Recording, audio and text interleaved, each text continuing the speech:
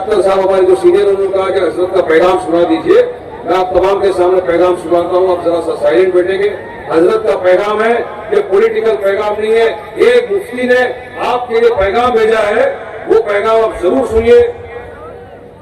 Cameraman से मेरी अदबन गुजारिश है कि इसको जरा जूम करें, ताकि मैं हजरत ने वीडियो बनाकर भेजा है आपके लिए, तमाम देशवासियों के लिए, तमाम हिंदुस्तानियों के लिए। और ये वीडियो हजरत ने मुझे भेजा है 8:11 का अभी की बात है। ये देख लीजिए वीडियो का ऑथेंटिसिटी में आपको दिखा दूं।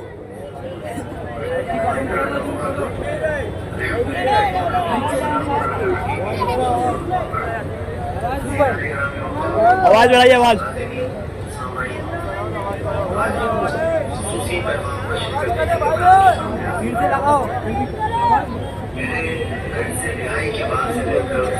मुसलसल मेरी कई मसरूफियात और दीनी मशागिल और मेरी तबीयत की नासाजी के एतबार से मैं आवाम के दरमियान मुकम्मल तौर पर एक वापस अस्सलामु अलैकुम व रहमतुल्लाहि तआला व बरकातुहू। अल्हम्दुलिल्लाहि व कफ़ा व सलामुन अला हबीबिहिल मुस्तफ़ा अम्मा बाद। अज़ीज़ान इकराम वक़ार, हाज़िरीन, सामाईन, आज एक खुसूसी पैगाम नशर करने के लिए मैं आपके सामने हाजिर आया हूँ। मेरे कैद से रिहाई के बाद से लेकर अब तक मुसलसल मेरी कई मसरूफियात और दीनी मशागिल और मेरी तबीयत की नासाजी के एतबार से मैं आवाम के दरमियान मुकम्मल तौर पर आमीन पा रहा हूँ। मैं जुमा की नमाज के लिए हाजिर आया, लेकिन इसका मतलब ये भी नहीं है कि मैं जलसे जुलूस या प्रोग्रामों से दूर जा रहा हूँ। दीन की खिदमत आखिरी सांस तक करते रहेंगे, वो चाहे जिस अंदाज से भी। लेकिन खास एक बात यह है कि आज के माहौल के एतबार से महाराष्ट्र में जो इलेक्शन है और हर जगह सियासी हवा गर्म है, और 2-4 दिनों के बाद इलेक्शन के ये प्रचार के और तमाम मामला बंद भी हुए हैं। इस सिलसिले में खास तौर पर 2 जगह मेरे नाम का बहुत ज्यादा शुहरा किया गया था, भिवंडी और औरंगाबाद का। और भिवंडी से जनाब वारिस पठान साहब और औरंगाबाद से जनाब इम्तियाज जलील साहब, इन्होंने बहुत जोर शोर से मेरे नाम का ऐलान भी किया और बहुत सारी मोहब्बतों का इजहार भी किया। अल्लाह तबारक व तआला आपकी मोहब्बतों का सिला अता फरमाए। कुछ नामुसाइद हालात की बुनियाद पर मैं यहाँ पर हाजिर नहीं हो पा रहा हूँ, लेकिन मेरी दुआएं साथ हैं। और खास तौर पर हर उस लीडर के लिए, हर उस नेता के लिए जो कौम और मिल्लत और मुल्क की फलाह और बहबूदी के लिए और दीन इस्लाम पर आने वाले तमाम तर मुश्किलात को निपटने के लिए खड़ा रहता है, मैं उसके साथ खड़ा हूँ और उनके लिए दुआगो भी हूँ। अल्लाह तबारक व तआला उनके बाजुओं में ताकत दे। तमाम जितने सियासी लीडर हैं सबके लिए भी मैं दुआगो हूँ। मुसलसल कई जगहों से लोगों ने मुझसे राब्ते भी किए और इत्मीनान भी दिलाया है कि वो काम करेंगे कौम और मिल्लत मुल्क की फलाह बहबूदी। और खास तौर पर हमारा मिशन है अज़मत नाम से रिसालत। रसूल करीम सल्लल्लाहु अलैहि वसल्लम की अज़मत और उनकी नामूस पर जब कभी कोई हमला हो तो डट कर खड़े रहे, उन सब के साथ हम भी खड़े हैं। और मैं दुआ करते हुए अपनी बात को खत्म करता हूँ कि अल्लाह तबारक व तआला इन सब लीडरों को कामयाबी अता फरमाए और इनसे दीन का और कौम का अच्छे से अच्छा नफा हो सके और आखिरी दम तक ये लोग सच्चाई और अच्छाई के लिए लड़ते रहे। वाखिर दावाना अल्हम्दुलिल्लाह। सुनिए हजरत का पैगाम ही आपके सामने है। जो लोग हुजूर की मोहब्बत में खड़े हैं उनके लिए हजरत ने दुआ फरमाई है। हजरत चाहते हैं कि यहाँ से बेबाक लीडरशिप पैदा हो, जो कौम और मिल्लत के लिए खड़ी रहे, जो कभी हमारे हुजूर मुस्तफा सल्लल्लाहु अलैहि वसल्लम की शान में गुस्ताखी को कर ले तो उसका मुंह तोड़ जवाब दे। ये था पैगाम हजरत का जो मैंने आप तमाम के सामने कर दिया। लेकिन असली बात ये है कि हजरत को आने से रोका जा रहा है। तकलीफें दी जा रही थी। सुप्रीम कोर्ट तक के वकीलों ने फोन कर दिया कि आप जाएंगे तो आपके खिलाफ केस कर दिया। अरे भाई, ये मंच वारिस पठान का मंच नहीं है, यहाँ पे हर एक नेता आ सकता है इलेक्शन में। मुफ्ती साहब की आवाज एडवोकेट वारिस पठान साहब अभी आपको सुनाएंगे। कुछ देर की खामोशी है, कुछ देर की खामोशी है, फिर शोर आएगा। जालिमों, तुम्हारा वक्त आया कि हमारा दौर आएगा। लहरों को शान देखकर ये ना समझना, लहरों को शान देखकर ये ना समझना कि समंदर में रवानगी लगी है। हम जब भी उठेंगे तूफान बनकर उठेंगे, अभी हमने ठानी लिखी है। मैं बिला ताखीर मजलिस इत्तेहादुल मुस्लिमीन के नेशनल स्पोक पर्सन, मजलिस इत्तेहादुल मुस्लिमीन के बेस्ट के कैंडिडेट वारिस पठान साहब को शेर पे दावत देता हूँ। और जब मैं वारिस पठान साहब को टीवी में देखता था, जब मैं मजलिस में नहीं आया था, मुसलमानों की आवाज, दलितों की आवाज, हमारे हिंदू भाइयों की आवाज बनते हुए, लड़ते हुए देखता था, तो मुझे एक शेर याद आता था कि वारिस पठान, मुद्दत से थी आपसे मिलने की आरज़ू, वारिस पठान, मुद्दत से थी आपसे मिलने की आरज़ू, ख्वाहिशे दीदार ने सब कुछ गवा दिया। किसी ने खबर दी कि वारिस पठान आधी रात को आएंगे, हमने इतना उजाला किया कि घर तक चला दिया। आइए हम अपने मजलिस इत्तेहादुल मुस्लिमीन के कैंडिडेट एडवोकेट वारिस पठान साहब का स्वागत नारे तकबीर से करते हैं। आपके कैंडिडेट है, आने वाले एमएलए भी है, आप अपनी दुआओं से नवाजे। नारे तकबीर, और सिलो आवाज है, जोर से लगाओ। नारे तकबीर, नारे रिसालत, देखो देखो कौन आया। औज़ु बिल्लाहि मिनश शैतानिर रजीम, बिस्मिल्लाहिर रहमानिर रहीम। इस पर तशरीफ फरमा मजलिस इत्तेहादुल मुस्लिमीन के बिहार के हमारे एमएलए प्रेसिडेंट मोहतरम जनाब अख्तरुल इमान साहब, यूपी के मजलिस के सदर मोहतरम जनाब शौकत साहब, राजस्थान के मजलिस इत्तेहादुल मुस्लिमीन के सदर जनाब जमील खान साहब, मजलिस के तमाम जिम्मेदारान, यहाँ पे मौजूद मेरे दोस्त, मेरे भाई, मेरे बुजुर्ग और घर पर बैठ के सुनने वाली मेरी पर्दानशी माँ और बहनें, कुछ अहम बातें आपके सामने रखना चाहूंगा कि आप लास्ट तक सुने मेरे बयान को। काफी सारी चीजें आपके सामने आएगी। आज का ये जलसा इंतखाबी जलसा है।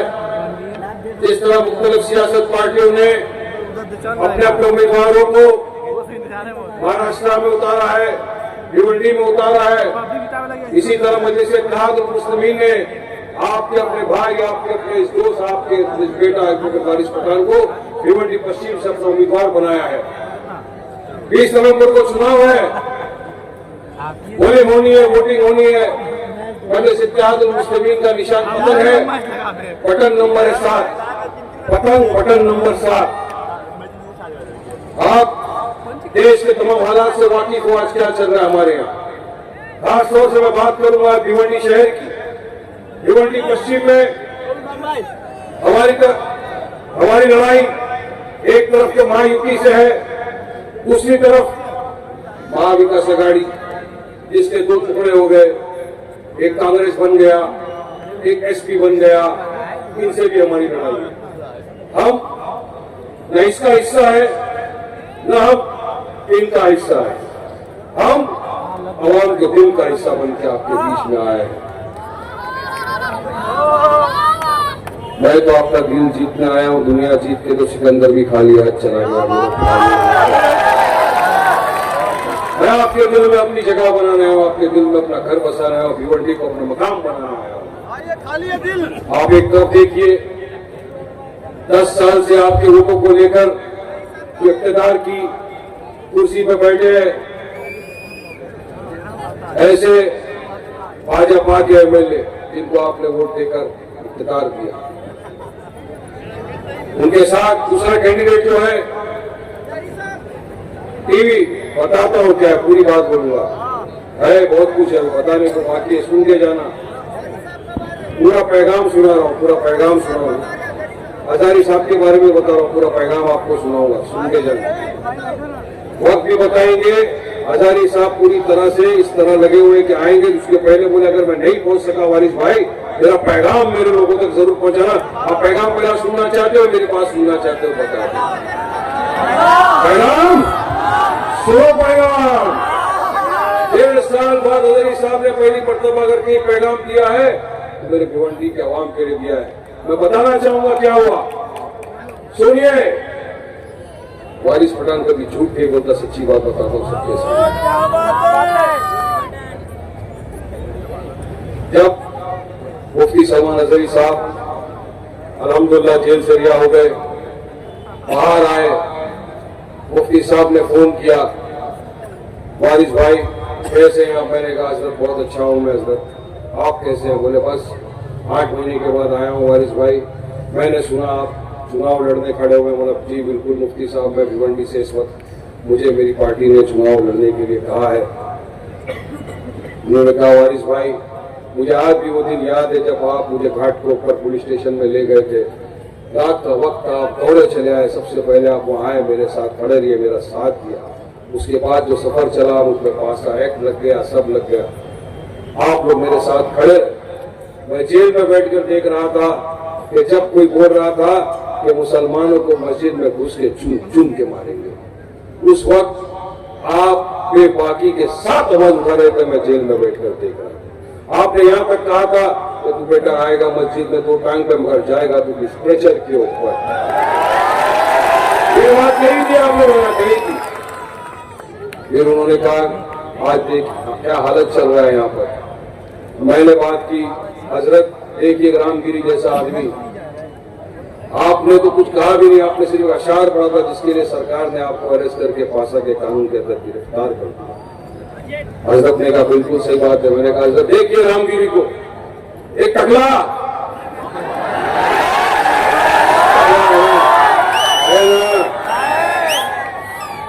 सर में बाल, जुबान में काबू नहीं, अनाप शनाप बकवास करता जा रहा। इसने हमारे मोहम्मद मुस्तफा सल्लल्लाहु अलैहि वसल्लम की शान में गुस्ताखी की। मैं समझता हूँ भिवंडी का नहीं, भारत देश का नहीं, दुनिया भर का कोई भी मुसलमान हर चीज को बर्दाश्त कर लेगा अगर अपने हुजूर ताजदार मदीना मोहम्मद मुस्तफा सल्लल्लाहु अलैहि वसल्लम की शान में गुस्ताखी किसी भी कीमत पर बर्दाश्त नहीं करेगा। बिल्कुल हजरत ने कहा सही बात है। कौन बोला उसके खिलाफ, किसने रोकने की हरकत की उसकी जुबान को? मैंने कहा हजरत आपको देख रहे थे, पेपर पढ़ रहे थे, सब देख रहे हुए। बिल्कुल वारिस भाई, नमूस रिसालत के ऊपर आप लोग खड़े हुए, आप और इम्तियाज भाई खड़े हुए, आप निकले औरंगाबाद से रैली लेकर, आप गए वहां तक, आपने कहा कि इसको अरेस्ट करिए, आपने कहा कि मुफ्ती सलमान अजहरी को जेल से रिहा करिए। सबसे पहले आपने ये बात कही थी जाकर वहां पर। मैंने कहा ये बात बिल्कुल सही है, क्या ये तो मेरा कोई फर्ज है, हमारा फर्ज है, अभी मोमिन मुसलमान है, पक्के सच्चे मुसलमान है। हुजूर की शान में गुस्ताखी तो वारिस पठान किसी भी कीमत पे बर्दाश्त नहीं करेगा। मैं हुजूर का चाहने वाला हूँ, सियासत की कुर्सी को 10 मरतबा लात मार देगा वारिस भाई का मेरे नबी की शान की गुस्ताखी के लिए अगर वारिस पठान को फांसी पर चढ़ना पड़ा, खुशी खुशी चढ़ जाएगा इंशाअल्लाह ताला, कोई गम नहीं, कोई डर नहीं रहेगा। बात हुई, आपने कहा ठीक है वारिस भाई मैं आऊंगा एक दिन इंशाअल्लाह। आई हजरत, लेकिन सुप्रीम कोर्ट से बेल पे हूं, बयान तो नहीं कर सकूंगा, बयान नहीं कर सकता, बहुत सारी रिस्ट्रिक्शन लगी हुई, ये हुआ है। मैंने कहा हजरत दुआओं से नवाज दीजिए, दुआ देने आए जी। बोले ठीक है। मुझे इम्तियाज भाई से भी मेरी बात हुई, उन्होंने भी मुझसे कहा था कि हजरत आप दुआएं देने आइए। हमने यकीन मानिए पूरी तरह से हर चीज की परमिशन ली। हमने कहा हजरत आएंगे 2 मिनट ज्यादा वक्त नहीं लेंगे, दुआ करके चले जाएंगे। वारिस पठान भी स्टेज पर नहीं बैठेगा, कोई नहीं बैठेगा, सिर्फ उलेमा इकराम बैठेंगे, हजरत बैठेंगे, वारिस पठान नीचे बैठेगा। मैं सियासत की मंच नहीं बनाना चाहता, मैं इस मंच को सियासती मंच नहीं बनाना चाहता था। मैं चाहता था कि एक मुफ्ती, एक उलेमा जिसके कदमों में बैठकर वारिस पठान ने इस्लाम को जाना, मुसलमान के हक को जाना, मैं नहीं चाहता हूं किसी सियासत के स्टेज के ऊपर बैठे। हमने कोई बैनर नहीं लगाया, कुछ नहीं लगाया, तमाम ने देखा था। हजरत ने कहा ठीक है, बिल्कुल इंशाअल्लाह ताला।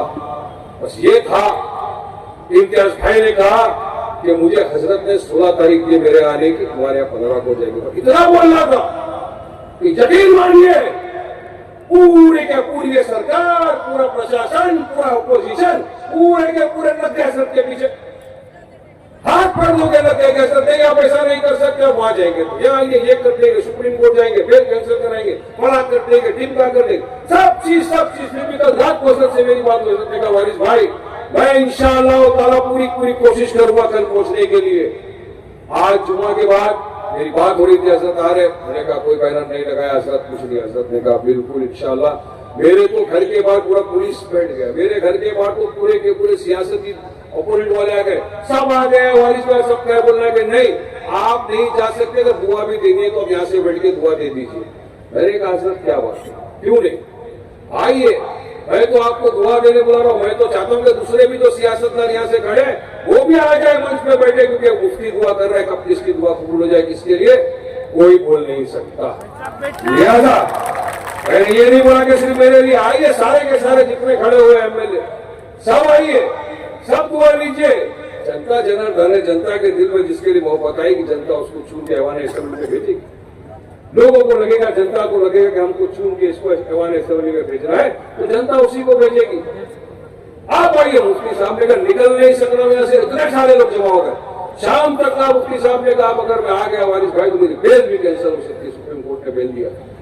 मैं कहा हजरत अगर इस बात पे आपकी बात आ जाती है, मैंने सबसे मशवरा किया तो हजरत आप यकीनन अगर कोई चीज आपके खिलाफ जा रही है तो वारिस पठान या कोई भी एमएलए बन रहा है, कोई भी उसमें हाथ नहीं डालना। आपकी सेफ्टी आपकी बहुत जरूरत है, कौम मिल्लत को आपकी आवाज की बहुत जरूरत है, कौम मिल्लत को आपकी दुआओं की बहुत जरूरत है। मैं तो चला जाऊंगा स्टेज पे, मेरा तो एमआईएम को मैं स्टेज लगाकर हजरत शुरू कर दूंगा, मेरी बात लोग आएंगे मिलने, मोहब्बत करते मुझसे आएंगे मिलने। हजरत मेरा नहीं वारिस भाई, मैं अगर नहीं आ सकते मुझे नहीं निकलने दे रहे तो भिवंडी वालों को मेरा पैगाम जरूर पहुंचा देना वारिस भाई। मैंने कहा ठीक है सर, आपका हुकूम का गुलाम है वारिस पठान, आप जो बोलेंगे मैं करूंगा। हजरत ने आप तमाम के लिए और तमाम देशवासियों के लिए एक पैगाम भेजा है। मैं चाहूंगा कि कैमरामैन भी इसको जूम करे और तमाम इस पैगाम को सुने, उसके बाद मुझे अपनी बात रखने का मौका दे। मुझे यकीन है आप मुझे मेरी बात रखने का मौका देंगे और मैं कुछ अहम बातें बताना चाहूंगा आपके सामने। आप मुझे मौका दीजिए फिलहाल, क्योंकि हम सब आप हमसे उत्सुक है, हम उससे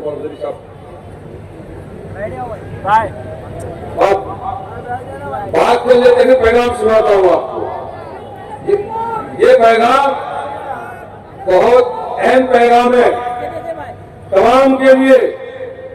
ये पैगाम उन लोगों के लिए भी है जो हुजूर की शान में गुस्ताखी हो गई तो खामोश लेके बैठे थे। ये उनके लिए भी है जो दूरदर्शन का टीवी लेके घूम रहे ना अपने बीच में, टप्पा टीवी चल रहा है ना, पीले झंडे, 15 साल मेयर थे ना, फिर ये भिवंडी के रस्तों की हालत ऐसा क्यों है? तबाह बर्बाद कर दिया इन्होंने भिवंडी को। आज बीजेपी के थे, आरएसएस के थे, आरएसएस की चट्टी बनियान पहनने वाला ये शख्स आया यहाँ पर कांग्रेस में एमपी के टाइम में सोचा टिकट मिलेगी, नहीं मिली, एमएलए की टिकट नहीं मिली, इंडिपेंडेंट खड़े हो गए। ऐसे लोगों के लिए भी बात है जो हमारी कौम के खिलाफ है, मिल्लत के खिलाफ है, हमारे उसूल के खिलाफ है, हमारी आका की शान में गुस्ताखी करने वालों का साथ देते हैं, ये वो लोग हैं। तीसरा कांग्रेस, ये कांग्रेस पार्टी की मैं आपको हकीकत बताना चाहूंगा मेरे दोस्तों, बुजुर्गों के साथियों। 70 बरस कांग्रेस ने यहाँ पे राज किया, सत्ता में 90% मुसलमानों के वोट चाहिए इनको, 90%। पिछली लोकसभा चुनाव आया, महाराष्ट्र में 48 सीटें थी, 48 सीटों में एक भी मुसलमान को कांग्रेस ने टिकट नहीं दिया, एक को भी नहीं दिया टिकट। क्यों भाई? क्या मुसलमान इस लायक नहीं कि इख्तियार में आए? क्या मुसलमान इस लायक नहीं कि अपना रिप्रेजेंटेशन कर सके? नहीं दिया उन्होंने किसी को टिकट। 18 एमएलसी है, 18 में भी मुसलमान एमएलसी नहीं है आज की तारीख में महाराष्ट्र में। कौन है इसका जवाब था?